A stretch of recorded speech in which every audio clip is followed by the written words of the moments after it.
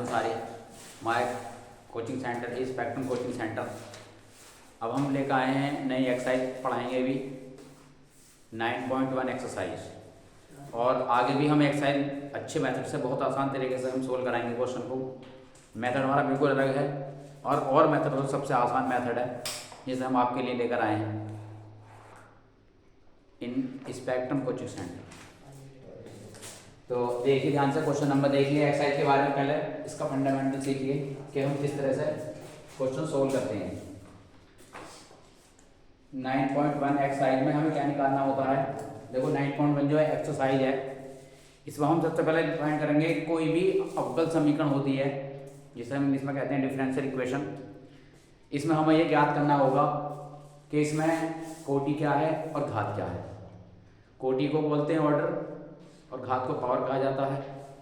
तो किस तरह से हम करेंगे, देखो कोई भी डिफरेंशियल इक्वेशन है उसमें हम किस तरह बताया जाएगा कि कोटि क्या है। किसी किसी में ऐसा होता है घात परिभाषित नहीं होती, ऐसा क्यों होता है ये भी समझाया जाएगा, है ना। तो एक्सरसाइज क्वेश्चन बताइए कोई सा, कोई भी एक क्वेश्चन दीजिए 9.1 का, बताइए। बोलिए कहाँ। d4y d4y अपॉन dx की 4 अपॉन dx की 4 plus sin y sin y y के ऊपर ट्रिपल डैश y के ऊपर ट्रिपल डैश इक्वल टू 0। देखिए ये अगर sin y है, इसका जो सबसे ज़्यादा जो इसका अवकलन होता है, यानी कि ये इसमें अवकलन 4 बार हुआ है इसके अंदर और साइन में 3 बार हुआ है। तो बता दें इसमें हम कि इस तरह से होता है। ये जो अवकलन होता है हमारे पास, ये 4 बार है और ये 3 बार है, तो इसकी जो कोटि है वो तो पॉसिबल होती है। बट ये साइन में अगर अवकलन है, जैसे y में 1 बार अवकलन 2 बार, तो ये साइन में y में बहुपद नहीं होता। और बहुपद नहीं होता हमेशा घात बहुपद की होती है कि बहुपद आ रहा है। इसमें सब में इसमें साइन में जो हम लेंगे इसमें ये बहुपद नहीं कहलाता, इसलिए इसकी घात परिभाषित नहीं है। क्या नहीं है, इसकी घात परिभाषित नहीं है। तो कितनी है इसकी, देखो अवकलन 4 बार आ रहा है, तो कितनी है इसकी कोटि।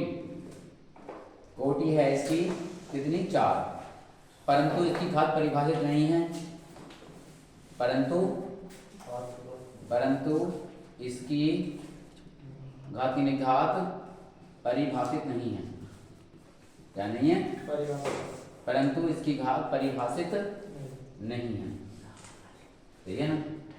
परंतु इसकी घात परिभाषित नहीं है। अगर घात परिभाषित नहीं है, क्यों नहीं है, क्योंकि साइन y की 3, यानी इसका मतलब होता है साइन d3y अपॉन dx की 3, ये बहुपद नहीं है, ये बहुपद नहीं है। इसीलिए ये हमारे इसमें घात परिभाषित नहीं होती। अगर इसमें अवकलन ना खाली y होता तो y में बहुपद होता है। इसलिए अगर किसी भी साइन में या कॉस में अगर कोई अवकलन में आ जाएगी कोई भी, तो समझो वो घात उसकी परिभाषित नहीं होती हमारे पास, क्योंकि ये साइन का फॉर्मूला खोलने पर खाली एसेंड हो जाता है और बहुपद नहीं कहलाता। तो इस वजह से ये नहीं है, समझ में आई ना। तो हम इस तरह सब कुछ ऐसे कर लेंगे। और बताइए दूसरा क्वेश्चन कौन सा पूछना।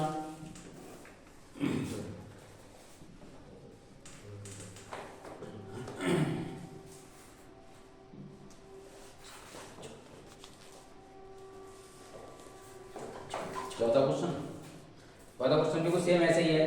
देखिए इसका d2y अपॉन dx स्क्वायर की पावर 2 और प्लस कॉस, ठीक है ना, कॉस, और ये dy अपॉन dx। देखिए इसमें भी यही बात है।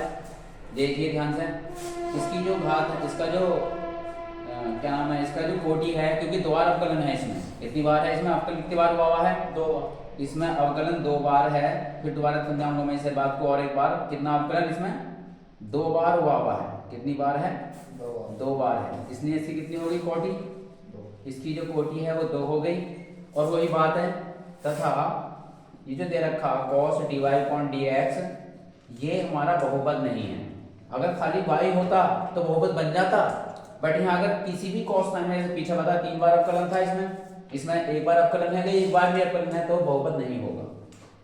अतः ये बहुपद नहीं है, ये बहुपद नहीं है, ये बहुपद नहीं है, ये बहुपद नहीं है। इसलिए इस अवकल समीकरण की, इसीलिए इस